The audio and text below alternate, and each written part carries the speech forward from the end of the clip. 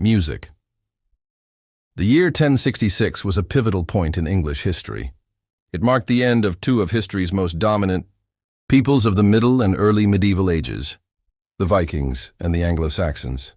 The Anglo-Saxon English, led by their newly throned king Harold Godwinson, had gathered as many men as he could muster, approximately 11 to as much as 15,000 men, and had marched vigorously without rest towards the northern English town of York, where news had developed that a large Viking army had invaded and defeated a sizable English army at the Battle of Fulford.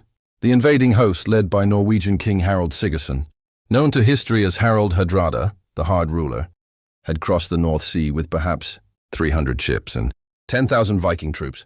With him rode Tostig Godwinson, the exiled brother of England's new king, Harold Godwinson.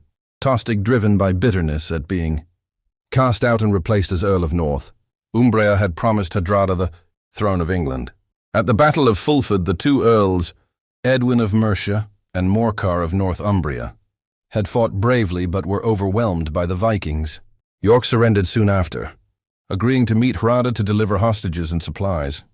Screaming up, Hardrada, completely unaware of the larger English force which descended upon his position, believed the English crown would be his. He camped his army east of York at Stamford Bridge, awaiting the English hostages. Hardrada's army had left much of their armor and heavy gear, with the Viking fleet camped at Rickall, several miles away, as he was expecting no fight that day. With extraordinary speed, Harold Godwinson, alongside his housecarls and ferdmen, marched nearly 190 mi from London to Yorkshire in just 4 days, a feat almost unmatched in medieval warfare. At dawn on the 25th of September, Harold's army appeared suddenly over the hills near York. Scouts rushed to warn the Norwegians, who were relaxing in the fields by the Derwent, many without mail or helmets, some even bathing in the river under the late September sun. Hardrada had sent a sizable force across the bridge to contest the English crossing. The English opted to not give immediate battle, as Harold wanted to negotiate with the Vikings first, particularly his blood brother Tostig. Hardrada and Tostig met with Harold across the bridge. Tostig was offered the return of his earldom if he would turn against Hardrada and join his brother's forces. It was at this point Tostig contemplated the offer, in which he asked his brother directly of the fate that awaited Hardrada and his men. Reports indicated that Harold replied promptly, with 7 ft of English, ground as he is taller than other men, implying that both Hardrada and his army would be killed and buried on English soil. As expected, this did not go over well with the Vikings. The signal on both sides was given.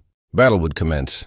A sizable portion of English troops advanced toward the bridge, buried on English soil. Overwhelm the Vikings. As expected, this did not go over well with the Vikings. The signal on both sides was given. Battle would commence. A sizable portion of English troops advanced toward the bridge, aiming to swiftly overwhelm the Viking defenders.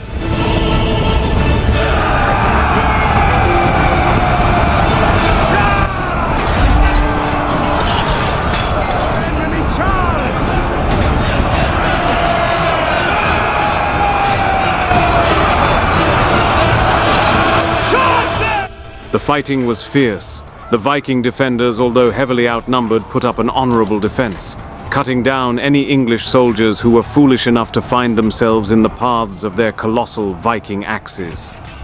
Although they had held valiantly and the English suffered losses, the difference in numbers was too much to bear.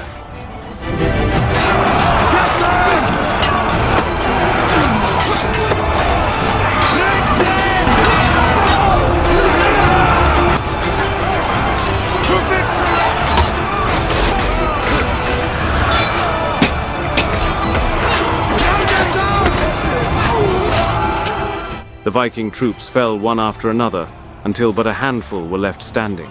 The survivors opted to retreat across the bridge and form up with Hardrada's main Viking force. Hardrada's men scrambled across the bridge. It was recorded as the English surged forward in pursuit that a single Viking warrior, perhaps a berserker, stayed behind to cover his comrades' retreat. He took a stand on the narrow wooden bridge alone, but unfearful in his actions. The English, in complete disbelief by what they were witnessing, sent but a few men at a time to deal with this lone martyr. They were utterly astounded when the lone Viking cut down dozens of the English soldiers with his large, broad axe. He continued to successfully hold off the English advance for a time, cutting down about 40 men or so with axe strokes. At one point, the Anglo-Saxon housecarls even admired the warrior's skill and offered him mercy to leave the bridge, but he stubbornly declined. The reports indicate that an English soldier crept beneath the bridge in the river and thrust a spear up through the planks, stabbing the lone warrior in his groin, killing him. With the bridge cleared, Harold's army crossed in force. Hardrada rallied his men in a defensive shield wall on a low rise beyond the river. His forces formed into a defensive hexagon-style formation, defended on all sides from attack. Viking banners fluttered. The land waster, black with a golden raven, flew above the king's head. As the much larger English force crossed the bridge, Tostig Godwinson urged Harold Hardrada to retreat back to Rickall, where Hardrada's son-in-law, Eystein Orr, was camped with 3,000 Viking troops.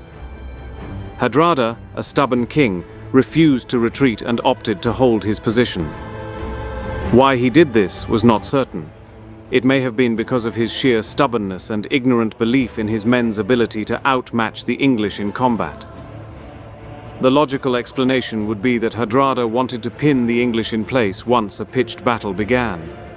Then his son-in-law Eystein, who had received word of the oncoming clash via a dispatched messenger, would march northward and flank the engaged English forces.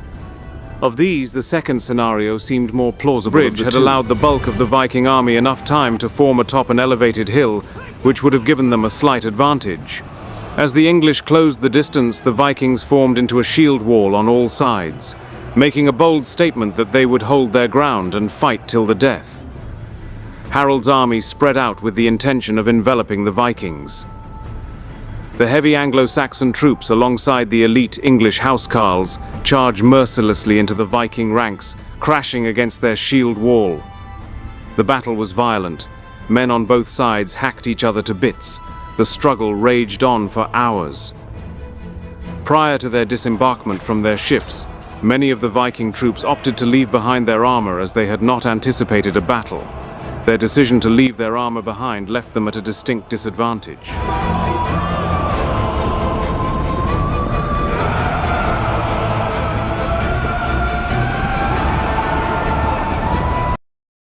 Only 7 days, and 120,000 bloodthirsty horsemen had turned into corpses on the ground. July 1572, the land of Russia was shaking. The dust rising on the horizon was not of a storm, but a sign of death. A force of 120,000 Crimean warriors was marching toward Moscow. The same horde that had burned entire cities to ashes just a year earlier. Thousands were burned alive. Thousands were taken as slaves.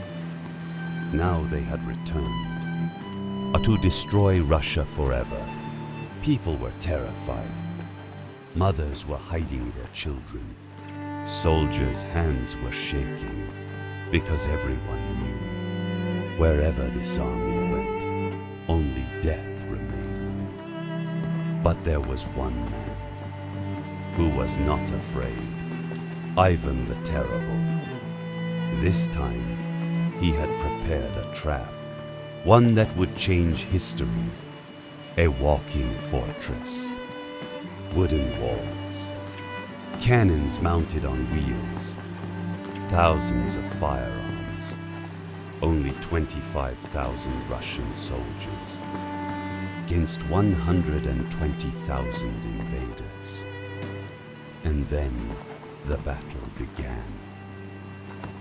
The terrifying thunder of horses, arrows flying across the sky, explosions of gunpowder, screaming soldiers. But as soon as the horde reached the fortress, Russian cannons roared to life. In a single moment, the battlefield turned into hell.